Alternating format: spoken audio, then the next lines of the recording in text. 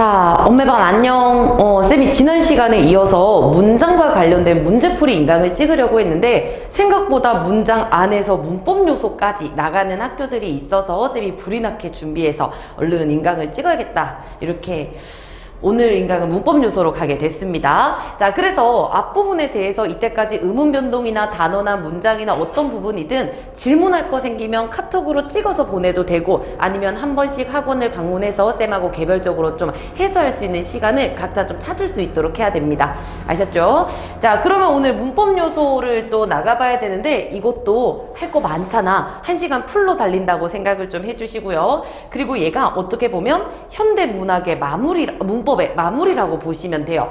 그래서 이거 하면 이제 중세국어로 넘어가는 거거든. 그래서 정시하는 친구들도 와, 이만큼 왔네 라고 생각할 수 있는 기점이 될 겁니다. 자, 그리고 쌤하고 볼 이러한 문법 요소들을 쌤이 막 설명하는 걸 보면 서술어를 먼저 찾는 모습을 볼 수 있거든. 그래서 어느 순간부터 쌤은 문법에서 가장 중요한 건 서술어인 것 같아. 그래서 쌤이 오늘 이렇게 접근하는 방식들을 여러분들이 잘 눈여겨봤으면 좋겠습니다. 자, 그러면은 쌤하고 한번 바로 시작해 보도록 할까요? 높임 표현부터 가보도록 하겠습니다. 얘들아, 우리 높임 표현에는 뭐가 있어? 이거는 다 알고 있기는 하더라고. 자, 어떤 거 있는지 쌤이 쭉 한번 적어보도록 할게요. 먼저 주체 높임법 있는 거 알지? 주체 높임. 그 다음 객체 높임법 있고, 그 다음 마지막 하나는 상대 높임법이 있죠. 상대 높임법. 자, 그러면은 이렇게 세 가지로 나눴으니까 구체적으로 한번 가보자는 거야. 얘들아, 주체 높임법은 뭐를 높이는 건데? 뭘 높여? 문장에 있는 주어를 높이는 것이라고 생각하면 되겠다. 주어를 높이는 것. 자, 그럼 객체는 뭘 높이는 겁니까? 문장에 있는 목적어를 높이는 거 맞지? 그리고 우리 목적어만 얘기하면 안 되잖아. 누구도 부사어도 같이 높이는데 쌤이 항상 이 주체 객체를 보면은 애들이 목적어에서 끝내는 경우가 참 많더라고. 그래서 주체 높임은 이 가를 높이는 거고 객체 높임은 을을 혹은 에게를 높이는 거라고 좀 풀어서 기억을 하면 좋을 것 같아요. 자, 그리고 상대 높임법은 이제 더 이상 문장 안에 있는 거 찾는 거 아니지. 누구? 듣는 사람을 높이거나 하는 거죠. 이거는 청자죠, 청자. 청자. 자, 그러면은 또 한번 질문하겠습니다. 주체, 객체, 상대를 나눈 기준이 뭡니까? 자, 이거 뭐를 기준으로 해가지고 이렇게 나눈 거야? 높이는 대상에 따라서 나눈 것이다 라는 것까지도 찾을 수 있어 줘야겠네요. 되겠죠? 자, 그래서 이제부터 주체, 객체, 상대 각각을 어떻게 높이는지를 볼 건데 대상에 따른 기준이라는 거 생각하고 그 다음에 어떤 자리를 어떻게 꾸미는지 높여주는지까지도 요 주어, 목적어, 부사어 요런 걸로 다시 한번 확인을 하셔야 돼요. 그럼 쌤이 주체 높임부터 가겠습니다. 근데 이것도 어렵게 생각하지 마시고 우리가 실제적으로 쓰는 그런 예시들을 통해서 생각하는 게 좋아. 봐봐. 우리 주어를 높이는 거다 해가지고 간다, 있다, 서술어의 주어 자리에는 선생님이 있어. 선생님 높여야 되는 대상인 거 맞지? 그러니까 어떻게 바꿔줘야 되는지 한번 보자고. 선생님이 집에 간다, 선생님이 집에 있다 이렇게 말하면 안 되잖아. 상도덕이 없는 거지. 그럼 어떻게 해야 돼? 선생님 이가 아니라 깨서, 그리고 집에 댁으로, 댁에, 그 다음에 간다가 아니라 가신다, 가신다. 그리고 우리 있다가 아니라 어떻게? 선생님이 집에 댁에 계신다 라고 이렇게 바꿔줘야 되는 거죠. 그래서 사실상 우리 높임법에서 이렇게 못 바꾸면 어렵기는 하거든. 근데 못 바꾸는 거 아니면 바로바로 다 할 수 있는 거지. 자, 그러면은 위에서 바꿔놓은 것들을 쌤이 정리해 보도록 하겠습니다. 일단 어떤 걸로써 주어를 높인다? 깨서. 우리 깨서의 이름이 뭔지도 알아야지. 우리 뭐였어? 체온에 붙어서 체온에 붙으니까 조사네, 그치? 근데 체온에 붙어서 우리 주어를 높여주는, 주어를 만들어주는 조사이기 때문에 얘 이름은 주격조사인 거지, 그치? 자, 높임의 주격조사 쌤이 쓸게요. 주격조사 깨서를 통해서 실현되고, 깨서 체온에 붙어 얘를 주어로 만들어주니까 이것까지 괜찮지? 그리고 나서 우리 요거부터 볼게. 얘들아, 간다에다가 뭐가 들어가서 가신다가 된 거야? 나머지 거 다 제껴보면 되는 거잖아. 다시 말해서 가 그대로 있고 니은 그대로 있고 다 그대로 있으니 시 혼자 들어간 거 맞지? 근데 너네들 이거 이름도 알아. 어떻게 알아? 가다, 가고, 가니깐, 가시고 등등등 활용할 때 변하지 않는 부분인 가와 그리고 나머지 이 부분을 우리 나눴었잖아. 다시 말해 이 변하지 않는 가 부분을 우리는 간이라고 얘기했고, 그 다음 뒷부분은 미라고 얘기를 했습니다. 그쵸? 그럼 시가 어미라는 건 알아야 돼. 근데 더 구체적인 이름 너네들 알아. 우리 하나의 단어 맨 끝에 오는 거, 단어의 끝이라고 해서 어말 어미라고 했거든. 근데 시는 어말 어미의 앞에 있잖아. 그러니까 선어말 어미라는 이름도 너네들이 잘 찾아낼 수 있을 거라 생각합니다. 자, 그래서 두 번째 실험 방법은 선어말 어미 시예요, 시. 자, 근데 이 시로서, 선어말 어미로서 실현되는 건 주체밖에 없으니까 중요합니다. 자, 그리고 나서 이제 마지막 것도 가보면 집하고 댁, 있다 하고 계시다. 얘들아, 요거는 원래 단어에서 좀 많이 바뀌었지. 그래서 새로운 어휘를 쓴다고 하여 특수어휘라고 해요. 특수어휘. 자, 여기에는 무엇이 있냐? 주무시다, 주무시다. 그 다음에 잡수시다, 잡수시다. 그 다음 계시다. 이런 특수어휘. 그 다음 물론 뭐 댁, 뭐 또 어른의 뭐 또 연세, 요런 표현들도 전부 다 괜찮습니다. 완전히 어휘 바꾸어서 나타나는 거. 그래서 얘들아, 자주 나오는 문제 중에 하나가 또 뭐냐면, 우리 계시다 할 때 이 시 있지, 이거 보고 선어말 어미 시다 라고 물어보면 안 돼 라고 얘기를 해줘야 돼. 왜냐? 어떤 차이냐면, 얘들아, 가시다에서 시는 없어도 괜찮잖아. 가다라는 기본용으로 말할 수 있으니까. 근데 계시다에서 시를 빼버리면 게다? 우리가 알고 있는 어떤 기본형의 형태가 나오지 않아요. 그래서 반드시 원래부터 있는 거기 때문에 특수어휘의 시는 선어말 어미가 아니라는 거 꼭 생각하셔야 됩니다. 괜찮죠? 자, 그래서 요 위에 있는 예시로 너네들이 바꿀 수만 있다면 정리만 하는 거라고 생각하시면 됩니다. 자, 그러면 뒤로 좀 더 가볼게요. 자, 주체 높임법에는 이런 기본적인 내용 말고도 추가적으로 봐줘야 되는 게 있는데, 간접 높임이라는 겁니다. 요것도 쌤이 한번 볼게요. 자, 간접 높임은 또 뭐냐? 주체 높임에서만 나오는 거야. 높이고자 하는 대상과 관련된 것을 높임으로써 높임법을 실현하는 방법. 높임이라는 말이 굉장히 많이 나오는데 예시를 통해서 또 보여줄게요. 자, 봐봐 얘들아. 좋아. 뭐가 좋아? 시력이 좋아. 엥? 그치? 근데 이 시력이 누구 시력이야? 할아버지의 시력이야. 그래서 이렇게 할아버지께서 시력이 좋다라고 말하면 안 됩니다. 왜냐면 이 시력이 누구의 시력이기 때문에 그 높임의 대상이 되는 관련된 것이기 때문에 얘를 좋으시다라고 바꿔줘야 돼요. 좋으시다. 자, 그러면 요 예시를 통해 높임의 대상, 우리 할아버지와 관련된 것을 높여줘. 그럼으로써 할아버지를 높이는 방법. 이게 간접 높임이라고 보시면 돼요. 그럼 선생님, 깨서는요? 얘는 할아버지를 직접 높이는 거 맞지? 이렇게 보시면 되는 거예요. 되겠죠? 자, 밑에 있는 것도 똑같이 가겠습니다. 있어. 뭐가 있는데? 따님이 있어. 엥? 근데 따님을 왜 높여? 이거 할아버지의 관련된 딸이잖아. 그치? 그렇기 때문에 이것도 있다가 아니라 있으시다라고 표현을 해야 돼요. 있으시다.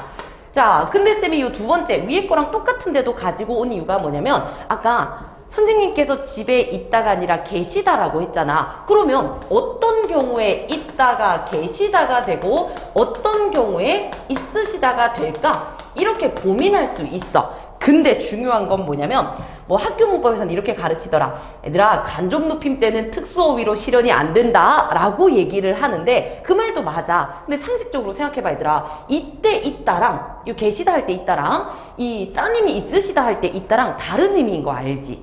집에 계시다, 있다 라고 할 때는 그냥 내가 그쪽에 존재한다라는 의미라면, 따님이 있다라는 건 존재한다라는 의미보다는 소유한다라는 의미잖아. 그리고 계시다라는 말에는 소유라는 뜻이 없어. 그러니까 당연히 존재한다라는 의미일 때만 높여주는 거고, 그리고 있으시다일 때는 요거는 소유의 개념일 때만 높여주고, 그래서 근본적으로 들어가면 이렇게 쉽게 나눌 수 있는데, 그냥 단순화 확 해버리면 간접 높임에서는 특수어휘 안 된다, 이렇게 정리가 됩니다. 되겠죠? 그리고 쌤이 방금 보여준 것처럼 서술로 먼저 찾는 거, 이것도 접근하는 방식으로 꼭 기억을 해두세요. 자, 그러면 주체 높임 이렇게 마무리하고요. 다음으로 계속 이어서 가보도록 하겠습니다. 두 번째. 객체 높임법, 아까 누구를 높여주는 거? 문장 안에 을이라는 목적어나 에게라는 부사어를 높여주는 말입니다. 자, 그럼 예시로서 또 가보도록 할게요. 궁동이가 엄마에게 돈을 주었어. 효자야, 효자. 자, 근데 우리 보자. 돈을 줍니다. 누가? 궁동이가. 그럼 주어의 자리는 높일 필요가 없는 거 맞지? 근데 엄마에게라고 해서 엄마는 높여야 되는 부사어 자리에 있잖아. 객체 높임 실현해야 됩니다. 그럼 어떻게 바꿔줘야 돼? 엄마에게가 아니라 엄마께. 그치? 그리고 돈을 준 게 아니라 어떻게? 드렸다라고 바꿔줘야 되는 거죠. 괜찮죠? 자, 그리고 밑에도 한번 보겠습니다. 자, 데리고 왔어. 누가? 궁동이가. 근데 궁동이 높일 필요 없으니까 주체 높이면 제끼는 거야. 자, 근데 엄마를 이라고 해서 우리 목적어 자리에 있는 엄마 높여줘야 되는 거 맞지? 근데 을은 바꿔줄 수 있는 애가 없어요. 그대로 엄마를로 갑니다. 근데 데리고 오면 안 되죠. 어떻게? 모시고 왔다라고 봐야 되는 거죠. 자, 그럼 바꿔놓은 거 쌤하고 다시 한번 정리하겠습니다. 1번. 엄마라는 체온에 붙었으니까 조사 맞지? 근데 붙어서 뭘 만들어줘? 부사어를 만들어주니까 얘 이름 부사격 조사인 거죠. 이제는 쉽지? 그래서 첫 번째 실험 방법 부사격 조사 뭐뭐게 됐나요? 목적격 조사는 바꿀 거 없습니다. 자, 그리고 우리 두 번째 주다를 들이다로 데리다를 모시다로 좀 많이 바뀐 거 맞지? 그래서 얘도 특수어휘로서 실현이 되는 겁니다. 네 가지만 기억을 하면 돼요. 다시 말해 누구에게 드리다, 누구에게 누구를 뵙다, 그 다음에 누구를 모시다, 그리고 누구에게 여쭙다 같은 말입니다. 이렇게 이 네 가지로 꼭 기억을 해주시면 됩니다. 괜찮죠? 그래서 쌤이 이때까지 봤던 내신 문제 중에 가장 어이없었던 건 뭐냐면 모시다 얘 있지. 그러니까 얘가 주무시다, 계시다, 잡수시다, 모시다 해가지고 전부 다 시가 들어있다 보니까 은근히 끼워 넣더라고. 근데 애들이 못 찾아. 답답했어요. 그래서 모시다는 객체 높임 안에 있다라는 거 생각하시면 됩니다. 이것도 예시로서 금방 이해만 한다면 정리하기 어렵지 않겠죠? 얘도 넘어가도록 할게요. 자, 객체 높임도 됐고 이제 마지막으로 상대 높임으로 가보도록 하겠습니다. 얘들아, 상대는 누구를 높이는 거? 내 말을 듣고 있는 상대방, 청자를 높이는 것이라고 생각을 하시면 돼요. 자, 그럼 이거지. 얘들아, 방금 내가 너네들한테 이거지 라고 말한 건 높인 거야? 안 높였지? 반말한 거잖아. 그럼 존댓말은 어떻게 하지요? 이처럼 요 같은 거 붙이면 되는 거지. 그러면 하지요? 차이가 뭐야? 마지막에 붙은 말로써 실현이 되는 거야. 그래서 상대 높임은 종결 표현으로 실현이 된다라고 생각하시면 됩니다. 그럼 방금 됩니다. 이거는 끝에를 높였으니까 이거 높임법이구나. 상대 높임에서 높임의 표현을 쓴 거구나 생각하면 되고, 그리고 아니야. 이거는 반말로 실현했구나 라고 찾아주는 거죠. 그래서 다른 거랑 다르게 상대 높임은 높이냐 낮추냐를 좀 이게 찾아낼 수 있어야 돼. 반말이면 낮춘 거지 뭐.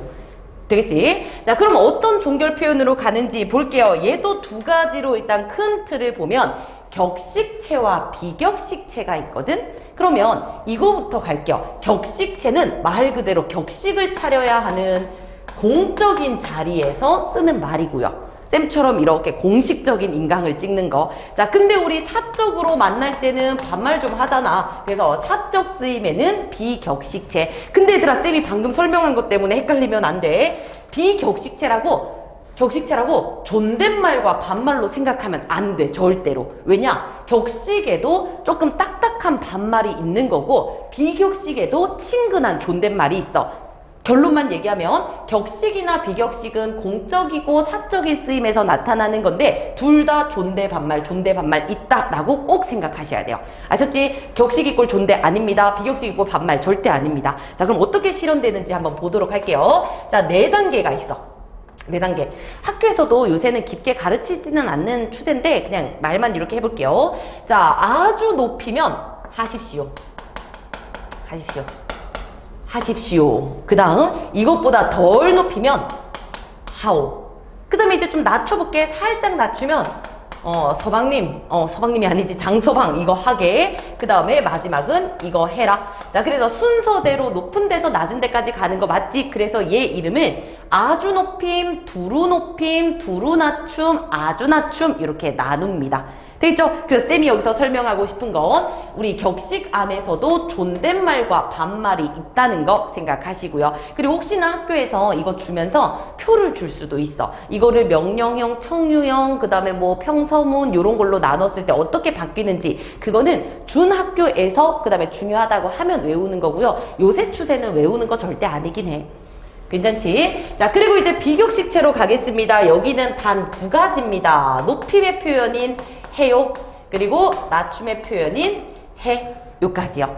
자, 그래서 얘들아 요것도 역시나 아까 말한 것처럼 비격식 사적 자리에서도 존대 반말이 같이 나타난다는 것 좀 생각해주고, 그 다음에 해랑 해요의 차이가 뭐지 얘들아? 이 요가 있느냐 없느냐의 차이잖아. 그치? 그래서 밥을 먹어. 근데 뒤에다가 요를 붙일 수 있는 거잖아. 밥을 먹어요. 그럼 요를 붙였을 때는 요를 붙이네? 해요야. 근데 요를 떼잖아? 그럼 밥을 먹어. 이거는 해체인 거야. 무슨 말인지 이해돼? 그러니까 요를 넣었다 뺐다 할 수 있으면 해 아니면 해요다 라고 생각하면 돼. 그러니 이 얘기도 하는 이유가 뭐냐면 밑에 있는 예시 좀 봐봐. 궁동이가 밥을 먹는다. 이거 반말이잖아. 그치? 그럼 반말이면 해라 아니면 해체야. 근데 하계체는 애들아 이것도 반말이잖아요. 하계는 궁동이가 밥을 먹네 처럼 약간 좀 사극톤이어야 돼. 그래서 얘를 제외하고 해라와 해가 반말이니까 이거는 어떤 거지? 라고 생각을 할 때 요를 붙여보면 돼요. 궁동이가 밥을 먹는다요. 이상하잖아. 그러면 우리 해체는 요를 넣었다 뺐다 할 수 있다고 했는데 얘는 이상하네. 그러니까 이때 먹는다는 반말이지만 해라체입니다. 이렇게 가셔야 된다고요. 아셨죠? 그래서 혹시나 아주 극악무도한 데서는 해라체와 해체를 나누라고 할 때 요를 붙일 수 있으면 해체고요. 요 못 붙여 해라체다 라고 보시면 됩니다. 아셨죠? 그래서 우리 종결 표현도 격식과 비격식으로 이렇게 세부사항이 나뉘는데 중요한 거 얘기 많이 했어. 그래서 둘 다 존대 반말이 있다는 거, 안에 있는 것도 학교에서 표로 준다면 외워야 하고, 그렇지 않다면 그냥 높임 표현, 뭐 예를 들어 이런 선지를 줬을 때 이게 듣는 사람을 높이는 게 아니구나, 낮추고 있는 거구나 라는 거 찾아내시면 되는 거예요. 되겠죠?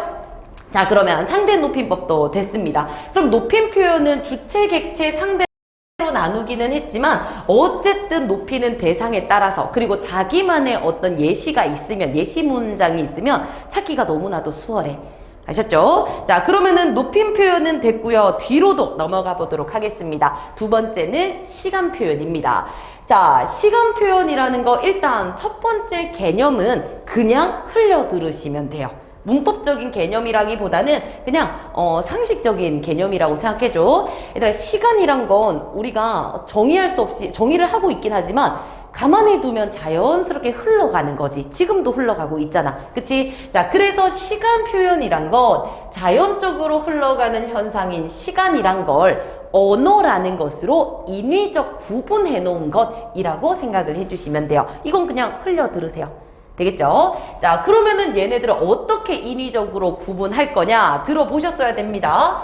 발화시를 기준으로요. 발화시를 기준으로 사건시를 파악하는 것. 이게 바로 시간 표현인 시제입니다. 뭐를 기준으로? 발화시를 기준으로 한다는 거 반드시 기억. 발화시를 기준으로. 자, 그러면은 얘들아 여기서도 쌤이 설명할게. 발화시가 뭐냐면 말하는 시간이야. 말하는 시간. 사건시는 뭐냐면 사건이 일어나는 시간이야. 자, 봐봐 얘들아. 내가 밥을 먹는다, 먹었다, 먹겠다. 이 세 가지로 빠르게 한번 볼게. 자, 내가 밥을 먹는다라고 말했어. 이게 발화시야. 아무데나 찍어. 여기서 내가 이렇게 말을 했다는 거야. 근데 내가 이렇게 말할 때 밥을 먹고 있네. 이 사건도 같이 일어나네. 현재 시제인 겁니다. 되겠죠? 자, 그럼 다시 내가 밥을 먹었다 라고 내가 지금 여기서 말했어. 이게 발화시야. 근데 내가 말한 거에서 밥을 먹은 사건은 이전에 일어났지. 그러니까 이거는 과거 시제예요. 똑같이 내가 밥을 먹겠다 아무데나 찍어. 이게 발화시야. 근데 내가 말하는 시간보다 밥 아직 안 먹었잖아. 그러니까 나중에 먹을 거야. 그래서 미래 시제입니다. 이렇게 가셔야 돼요. 발화시가 뭐죠? 하는 친구들이 있는데 그냥 아무데나 찍어. 내가 말하는 시간입니다. 자, 이렇게 시간 표현을 일단 크게 틀을 잡고 발화시, 사건시라는 거 생각하시고요. 그러면 각각의 시간으로 가보도록 할게요. 자, 우리말의 시간 표현에는 과거, 현재, 미래가 있습니다. 한번 각각 찾아보도록 할게. 자, 과거 시제는 사건시가 발화시보다 앞서 있대. 아까 얘기한 거잖아. 그러니까 나 여기서 말했어. 근데 말한 거보다 이전에 일어난 사건이야? 그럼 사건이 앞서는 거 맞지? 그렇기 때문에 과거 시제는 이렇게 발화시와 사건시의 관계로 표현할 수 있고요. 자, 그러면은 이러한 과거를 드러낼 수 있는 세 가지 방법을 소개하겠습니다. 이거는 과거, 현재, 미래 다 나오는 거니까 기준을 딱딱딱 잡아두세요. 아셨죠? 자, 그러면은 순서대로 가보겠습니다. 일단 시간 부사어 너무 간단한 거지. 얘들아, 어제 과거 맞지? 1년 전에 과거 맞지? 아까 과거 맞잖아. 그래서 이렇게 부사로서 표현되는 것들 더 설명하지 않겠습니다. 부사로 시간 표현을 할 수 있다. 그리고 두 번째, 얘들아, 선어말 어미. 아까 우리 시 할 때 나왔잖아. 어떤 위치인지 알지? 자, 예를 들면 아까 쌤이 써놨던 거 먹는다, 먹겠다, 먹었다, 먹더라처럼 먹다는 변하지 않는 어간이야. 뒤에는 어미 맞죠? 짝이죠? 그리고 이 단어의 마지막에 있는 부분이 어말이라면 는, get 얘네들이 선어말 어미입니다. 그래서 쌤이 방금 얘기했던 우리 시제에서 선어말 어미는 는, get, 는, get, 는, get에서 하나하나 배치를 해주시면 됩니다. 자, 그럼 가볼게요. 얘들아, 먹는다, 먹었다, 먹겠다 중에서 당연히 그리고 얘네들이 과거 시제를 나타내는 거 맞지? 먹었다. 그 다음에 또 그가 왔다, 왔었다. 이런 것들. 그 다음에 또 해가 떴다 했을 때 들어가면 과거 시제입니다. 되죠? 선어말 어미 자, 요까지가 됐다면 추가적으로 더 갈게요. 얘들아, 이런 표현도 있어.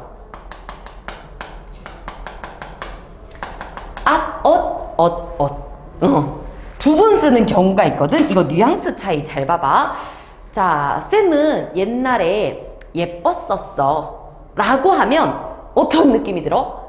그냥 과거에 예뻤어 하면 예뻤구나, 선생님은 예뻐서 지금도 예쁘구나 이렇게 생각할 수 있는데, 쌤은 옛날에 예뻤었어 라고 하는 순간 그래서 지금은 안 예쁘구나 라는 생각이 들어야 돼. 그래서 그냥 한 번 썼을 때와 두 번 썼을 때의 차이가 뭐냐면, 두 번을 쓰면은 과거와 단절되는 느낌을 줘요. 과거 단절.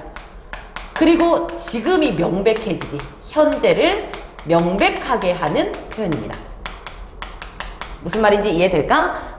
또 다른 예시로 보면은 꽃이 피었어 하면 옛날에 피고 그 상태가 지속되는 느낌이 있거든. 근데 피었었어 하면 지금은 떨어진 느낌이 듭니다. 과거를 명백하게 한다는 거 생각하시고요. 괜찮죠? 자, 그리고 나서 또 하나 있습니다. 선어말어미 느넛겟이 다라면서요. 근데 한 가지 더요. 걔가 아까 밥을 먹더라. 그러면은 이때 더랑 엇의 차이는 또 뭐냐면, 더는 지금 생각해 보니까, 돌이켜 보니까 그랬었던 것 같아. 다시 말해 회상의 의미를 가져요. 회상. 그러니까 먹었다라고 하면 그냥 그 사실을 단정하는 느낌이다. 근데 더를 써버리면 지금 기준으로 그때를 돌이킨다라는 느낌, 그냥 그 어떤 뉘앙스를 준다고 생각하시면 됩니다. 자, 그래서 일단 시간 부사어 제끼고 선어말 어미 느넛겟 중에서 기본적으로 생각하시고요. 근데 두 번 쓰면 단절을 좀 강조하고 더는 회상의 느낌을 준다라는 것까지 정리를 같이 해봅니다. 괜찮겠죠? 자, 그리고 나서 이제 밑으로 또 내려갈게요. 마지막 실현 방법인 관형사형 어미인데, 얘들아, 이거 관형사형 어미. 우리 지난 시간에 했잖아. 우리 명사형 어미, 관형사형 어미, 부사형 어미라고 해서 뭐뭐형 어미는 무조건 안긴 문장을 만드는 애들이었어. 그래서 조금만 좀 보고 가면 명사형 어미 음기가 발견되면 무조건 뭐다? 얘는 명사절이 아닐까라는 걸 의심하는 거야. 그리고 관형사형 어미 은는 을던이 보여. 그러면 은는 을던이다. 이거 관형절이 아닐까? 의심하면서 찾아야 되는 거라고 했습니다. 그래서 관형사형 어미 은는 을던, 관형사형 어미 은는 을던, 이거 먼저 보고 가야 돼. 반드시. 알겠지? 선어말 어미는 느넛겟이라면 관형사형 어미는 은는 을던, 이렇게 정리를 하고 가는 거야. 자, 그러면 관형사형 어미는 어떻게 얘네들이 시제 표현을 하는지 보자고. 자, 아까 나는 뭐를 하겠다라고 했을 때 느넛게 쓴 선어말어미라고 했지. 그리고 이름 자체가 어말어미 앞에 있으니까 선어말어미잖아. 다시 말해 선어말어미는 혼자 못 써요. 이렇게 마지막 마무리가 안 돼. 무조건 뒤에 누가 있어야 돼. 근데 관형사형 어미는 요런 애들이요. 먹는 빵, 먹은 빵, 먹던 빵, 먹을 빵이라고 해서 얘네들로 마무리가 되면 됩니다. 자, 그리고 나서 얘네들 이름도 한번 정리해볼까? 어간에 붙었으니 어미가 맞죠? 근데 붙어서 얘를 수식해주네? 그치? 근데 우리 체온을 수식하는 애를 관형어라고 했잖아. 그럼 붙어서 관형어가 되게 하는 어미, 관형사형 어미. 자, 됐나요? 그래서 관형사형 어미는 두 가지 기능을 가져요. 1번 수식, 체온을 수식해준다. 2번 시간도 표현해준다. 근데 지금 우리는 2번 시간 표현으로 가고 있다는 겁니다. 자, 그러면은 한번 볼게요. 쌤 이거 그대로 써놓고 갈까? 자, 먹다라는 동사에 어떤 거 붙여야 과거가 돼? 은는 을던 중에서 먹는 빵, 먹은 빵, 먹던 빵, 먹을 빵 중에 누구? 먹은 빵이 올 때 얘는 과거가 되죠. 내가 아까 먹은 빵. 그리고 또 하나 먹던 빵도 역시나 아까 먹은 거니까 이것도 과거로 가는 거 맞죠? 되겠죠? 자, 그러면 이 생각도 해야지 얘들아. 이 생각도 은과 던이 둘 다 과거를 나타내는 관형사형 어미라면 차이가 있으니까 나뉘는 거 아니여. 그러면 먹은 빵과 먹던 빵의 차이가 뭐야? 먹은 빵은 다 먹었어. 먹던 빵은 먹다가 말았어. 완료와 미완의 어떤 의미 관계를 가진다라는 것까지도 같이 정리를 할게요. 어렵지 않지? 먹은 빵과 먹던 빵. 됐죠? 자, 근데 여기서부터 복잡해집니다. 그래서 지금까지는 쌤이 그냥 먹다 요걸로만 설명을 했었는데 관형사형 어미는 동사와 형용사, 먹다와 예쁘다가 다른 형태로 실현이 된대. 자, 그래서 먹다는 먹은과 먹던으로 일단 실현된다는 거 생각하고 예쁘다는 어떻게 과거가 실현되는지 볼게요. 쌤은 쌤인데 예쁜 쌤, 지금 예쁜 거잖아. 그럼 예쁘다에다가 요거 의에다가 요거 생략되고 니은만 붙였으니까 붙은 거 맞지? 예쁜 쌤이라고 하면 지금 예쁜 거니까 은은 안 돼. 아까 우리 동사에서는 됐는데 여기선 안 된다고요. 다르게 실현돼요. 그러면 예쁘는 쌤. 우리 예쁘는 쌤이라는 말은 없네. 그러니 형용사에는 는이 못 붙습니다. 됐죠? 예쁘던 쌤. 요거는 괜찮아. 과거에 예뻤으니까. 예쁠 쌤. 앞으로 예쁠 거니까. 그러면은 우리 형용사 예쁘다를 과거로 만들어주는 건 뭐뭐던이에요. 됐나요? 이렇게 정리해줘. 그래서 동사 형용사 다른 거야. 예쁜 쌤 지금이야 은을 붙였더니. 그래, 이 동사 형용사를 나눠주는 것도 시제에서 중요하구나. 같이 생각이요. 자, 그리고 위에 써놓은 것처럼 얘들아 은과 던을 구분할 때 완료와 미완 얘기하는 거지 형용사에서는 미완이라고 얘기하면 안 돼. 이것도 상식적으로 생각해볼게. 동사는 동작이야. 그럼 뭐가 완료되고 미완되는 건 동작이 나타나는 동사에서만 하는 얘기라는 거야. 형용사는 성질과 상태야. 어떻게 그 짠 상태, 달콤한 상태가 완료가 될 수 있니? 그러니 여기서는 미완 완료를 얘기할 필요가 없습니다. 단순 과거를 드러내는 거야. 괜찮지? 이렇게 넘어갈게요. 자, 그러면은 과거 시제는 됐어. 근데 시험 많이 나오는 거 한번 볼게요. 자, 우리 느넛겟에서 얘네들이 과거 시제로 안 쓰이는 경우가 있대. 자, 예시 보세요. 너 숙제 안 해서 내일 가면 죽었다. 얘들아 쓰였다고 과거라고 하면 안 되지. 그러면 리얼로 얘가 죽어 있어야 되는 거잖아. 근데 진짜 죽은 게 아니고 내일 가면 죽을 거야. 그래서 다시 말해 이 앗엇은 미래 사실을 확신할 때도 써요. 너 내일 가면 반드시 혼날 거야 라는 의미죠. 자, 그 다음 아이고 방종 봐라. 너 정말 장가는 다 갔네. 진짜 찐으로 장가 갔다는 얘기 아니잖아 옛날에. 이제 앞으로 못 갈 거야 라는 것을 미래에 대한 얘기를 하고 있다는 거. 그래서 너네들이 생각해야 되는 게 하나의 이런 문법적인 요소가 딱 하나의 기능만을 하는 건 아닙니다. 앗엇이 보통은 과거의 의미를 가지고 있지만 어떤 경우 미래 사실을 드러내기도 하네 라는 것까지 정리해 주시면 돼요. 안 어렵지? 두 가지 예시로 기억합니다. 자, 그러면은 현재로 가보도록 할까?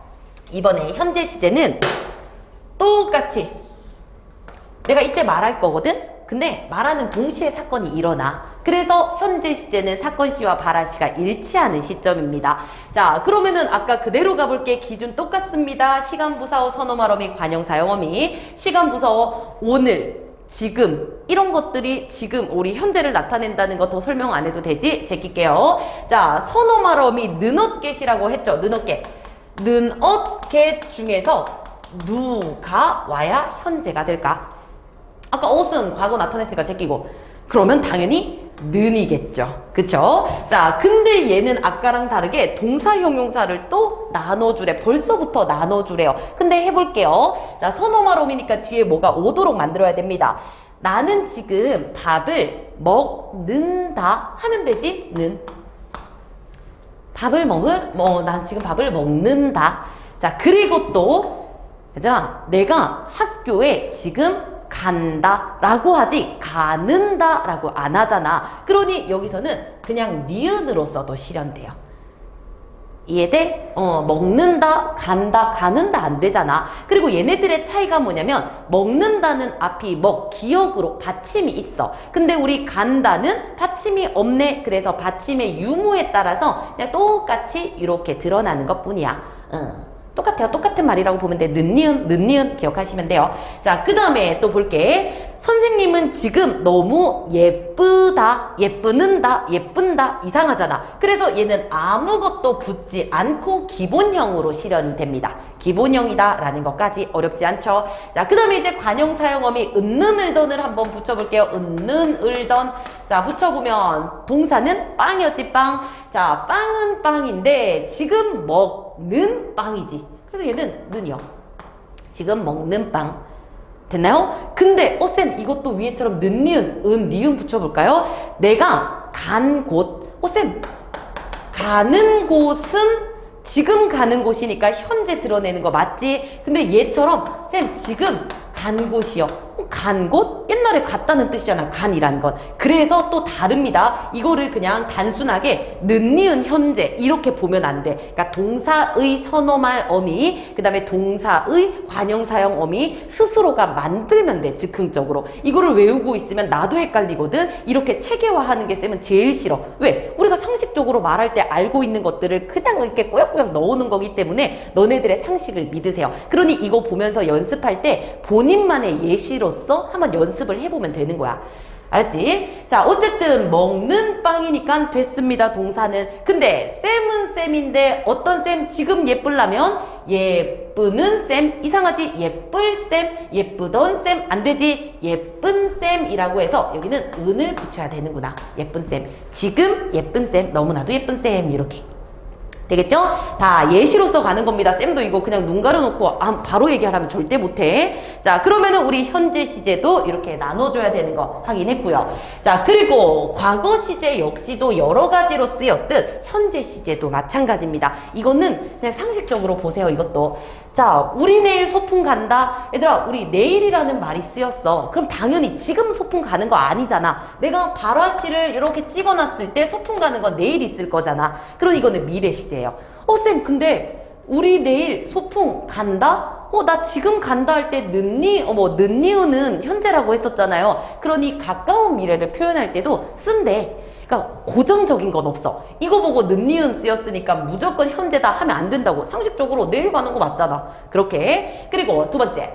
해는 동쪽에서 뜬다. 얘들아, 지금 뜨고 있는 거 아니잖아. 그러니 어떤 보편적인 진리나 지식이나 속담 같은 것들은 웬만하면 현재 시제입니다. 그리고 세 번째. 반복되는 혹은 계속되는 습관들이요. 아침마다 나는 조깅을 한다. 얘들아, 지금 내가 조깅하는 거 아니잖아. 너랑 티타임 이렇게 가지면서 나 아침마다 조깅한다 라고 말하는 것도 지금이 아닌 그냥 늘이라는 것을 드러내기 위해서도 쓴대요. 되겠죠? 그래서 현재 시제라고 한다 하더라도 당장 지금 이루어지고 있는 게 아닌 경우도 있구나 생각하시면 됩니다. 됐죠? 자, 그럼 뒤로 넘어가서 이번에는 미래 시제로 한번 가보도록 하겠습니다. 얘도 마찬가지로 자, 아무데나 찍어. 아무데나 찍어. 이때 기준으로 나 이따가 밥을 먹겠다. 그럼 먹는 사건 언제 일어나? 나중에 일어날 거지. 그러니 발화시가 먼저 일어난 거, 이게 미래 시제라고 생각하시면 돼요. 괜찮지? 자, 그럼 똑같습니다. 간단하죠? 자, 얘는 뭔가 줄어들었어. 너무 개운하지 않니? 그래서 여기서 쌤이 중간에 정리하고 가면 시제에서 세 가지 기준. 일단 첫 번째, 발화시 사건 시를 이해해야 되는 거 하나. 두 번째, 시간을 나타내는 기준은 시간 부사어 선어말어미 느넛게 관용사용어미 은는을던 이렇게 생각을 해주고, 그리고 또 추가적으로 생각해야 되는 거, 동사 형용사를 나눠서 보자. 알겠지? 동사 형용사를 나눠서 보자. 자, 그러면 시간 부사어는 제끼겠습니다. 뭐 요런 것들이 미래를 나타내는 말이라는 건 알고 있을 것 같고, 그 다음 이제 선어말어미 느넛 get 중에서 남은 거 딱 하나지, get이죠. 자, 나는 이따가 밥을 먹겠다. 밥을 먹겠다.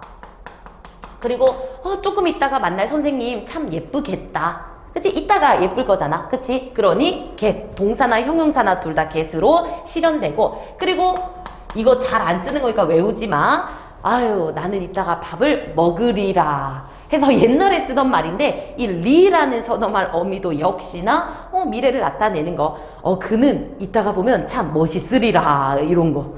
아셨죠? 자, 그 다음에 우리 관형사용어미 은는 을던 중에서 안 나왔던 거 하나 있지. 빵은 빵인데 내가 이따가 먹을 빵. 그러니까 여기서 을. 쌤은 쌤인데 이따가 보면 예쁠 쌤. 그렇지? 그러니까 요거 둘 다 을로 실현된다는 거 생각하시면 돼요. 제일 간단하네. 하지만 미래 시제가 가장 간단하기 때문에 시험 문제 여기서 환장하게 많이 나옵니다. 얘는 별표 3개요, 3개. 아까 그 과거 시제 미래 사실을 확신한 거, 너 내일 죽었다, 이것도 많이 나오거든. 근데 이게 더 많이 나와. 자, 다시 말해. 미래 시제는 항상 미래에 일어날 그런 사건들을 얘기하느냐, 그것보다 심리적인 태도를 드러내는 경우가 더 많습니다. 한번 볼게요. 내일은 비가 올 것이다. 이거는 그냥 미래 시제 드러내는 거 맞지? 미래 시제. 내일 올 거야. 지금 바라시보다 사건 오는 건 나중에 일어나니까. 됐지? 근데 그곳은 어제 비가 많이 왔겠지. 얘들아, get이 쓰였으면 미래잖아. 근데 비가 온 거 언제야? 어제잖아. 그쵸? 그럼 이때 get은 미래 시제로 쓰이지 않습니다. 그럼 이 순간에는 뭘로 쓰인다? 그럴 것이다 라고 추측하는 거야. 추측.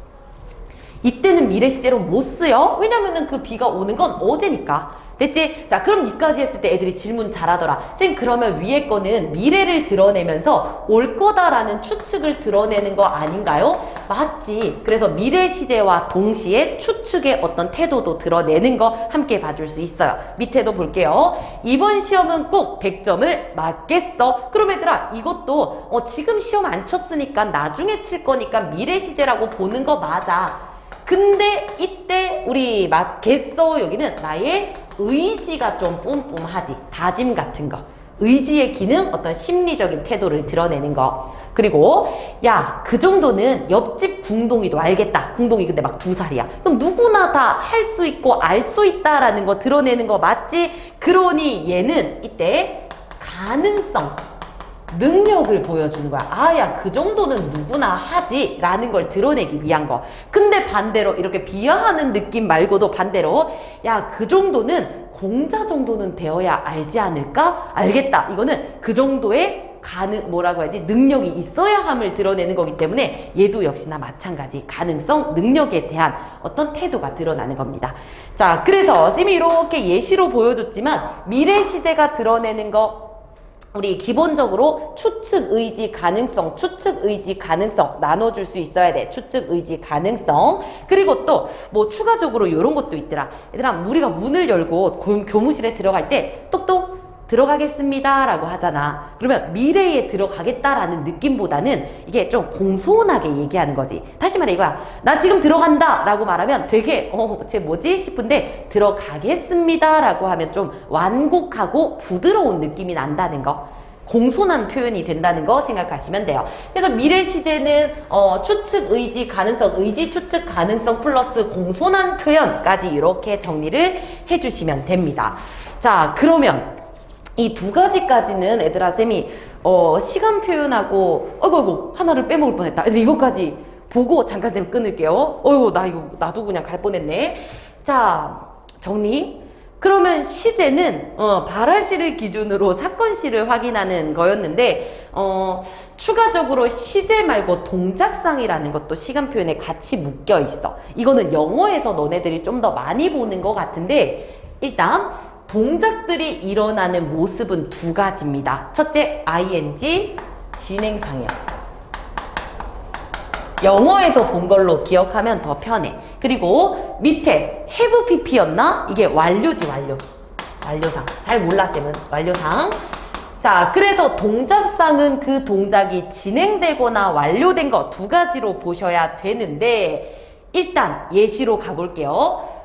먹고 있네 경수가 밥을. 얘들아, 지금 먹고 있다. 발화시를 기준으로 먹고 있어. 지금 먹고 있는 거지. 그러니까 시제는 언제? 먹고 있다. 지금이지, 지금. 지금. 현재는 현재. 자, 쌤이 이런 설명을 하는 이유가 뭐냐면, 엄밀하게 말해서 쌤 느낌에는 동작상이 시간이 있으면 헷갈려, 괜히. 왜냐면 현재면 진행 같거든. 근데 과거 진행도 있고 미래 진행도 있어요. 그러니 쌤이 하는 거 봐. 일단 먹고 있다. 발화시를 기준으로 먹는 중이니까 이게 먹는 사건이 같이 일어나고 있으니 현재 시제 먼저 찾아줘. 그리고 나서 시제는 머릿속에서 지웁니다. 자, 밥을 먹는다, 먹고 있다, 진짜 먹고 있다, ing, 고 있다라는 것 자체가 진행을 보여주는 거니까 얘네들을 나눠서 생각하세요. 이거는 잘 두드러지지 않네. 쌤 밑에 있는 걸로 설명하는 거 다시 봐봐. 경수가 밥을 먹고 있었다. 자, 그럼 발화시를 기준으로 먹고 있었다 라고 말했잖아. 근데 밥을 먹는 건 이전에 일어난 거지. 그러니 얘는 시제는 과거야. 자, 그럼 이제 과거 떼세요. 과거 옷을 떼버려. 그럼 밥을 먹고 있다. 고 있다는 진행이라고 했잖아. 이렇게. 그래서 시제를 찾고 떼버리고 그 다음에 기본형으로서 이 동작상을 찾아주는 게 훨씬 안 헷갈려. 시제랑 동작상 은근 분리하세요. 자, 그리고 해가 떠온다. 얘들아, 해가 뜨는 거 지금 뜬다는 거잖아. 지금 말하는 거 떠온다. 지금 이 순간이니 현재. 자, 그리고 떠온다. 뜨는 중이니까 이거는 진행. 그리고 노래를 들으면서 밥을 먹는다. 밥을 먹는 거 현재지. 밥을 먹는다. 근데 노래를 듣고 있는 거 동시에 진행하는 거죠. 괜찮나요? 이렇게 두 가지로 나눠서 봐주시면 좋습니다. 자, 그리고 나서 밑으로 완료상으로 가면 진행상은 그래서 크게 어렵지 않아. 근데 시제랑은 꼭 나눠주라는 거 기억해. 완료상이 헷갈려. 봐봐. 그가 떠나버렸어. 그럼 얘들아, 그가 떠나버린다. 그가 떠나버린다 하면 지금인데 떠나버렸다. 과거야. 과거. 떠나버렸다. 썼잖아. 그치? 그리고 떠난 사건이 그가 떠나는 그 행위 있지. 안녕 갈게 하는 게 이미 끝나버렸잖아. 그래서 완료야. 떠나는 행위 자체가 끝났으니 완료입니다. 이것도 괜찮아? 자, 그리고 나서 밑에 있는 거 봐봐. 그가 자리에 앉아있다. 쌤, 앉아있다? 좀 앉는 거 계속 진행되는 거 아닌가요? 이럴까 봐서 너무 중요해. 자, 봐봐. 그가 지금 자리에 앉아있다. 시제는 뭡니까? 앉아있다. 지금 앉아있는 거잖아, 현재. 자, 그럼 시제는 떼서 버리는 거야. 근데 여기서 행위 뭐 일어나? 앉는 행위가 일어났잖아. 그치? 앉는 행위. 그러면 앉아있다라는 건 앉는 것이 60% 앉았고 70% 앉았고 80% 앉았고 이게 아니라 앉아있다는 건 앉은 건 끝나고 지속되는 거잖아. 그래서 앉은 건 끝났다라는 면에서 완료예요. 자, 더 쉽게 설명하면 완료상은 끝났다라는 거 플러스 지속까지도 포함하는 거라고 생각하시면 돼요. 지속. 괜찮아? 그래서 이거 꽃이 피었다. 얘들아, 일단 과거 맞지? 그럼 시제는 때, 그리고 꽃이 피었다. 쌤, 꽃이 핀 상태로 진행되는 거잖아요. 가 아니라 꽃이 피는 건 끝났지? 그리고 이 상태가 지속되는 거니까 얘는 완료상인 거야. 이렇게 봐야 돼요. 자, 근데 만약에 이거를 진행으로 너네들이 이해하고 싶으면 그가 자리에 앉고 있다. 앉는 행위가 진행 중이니까 이때는 완료상이라고 해야 되는, 진행상이라고 해야 되는 거 맞죠? 앉고 있다라고 할 때는. 괜찮죠? 그래서 이 동작상에서 진행과 완료 관련해가지고 쌤이 몇 개만 좀 필기를 하고 갈게요. 몇 개만. 자, 근처에다 써줘. 얘들아, 옷을 입고 벗는 행위 있지? 옷을 입고 벗는 행위. 얘네들은 좀 특이해. 봐봐. 내가 안경을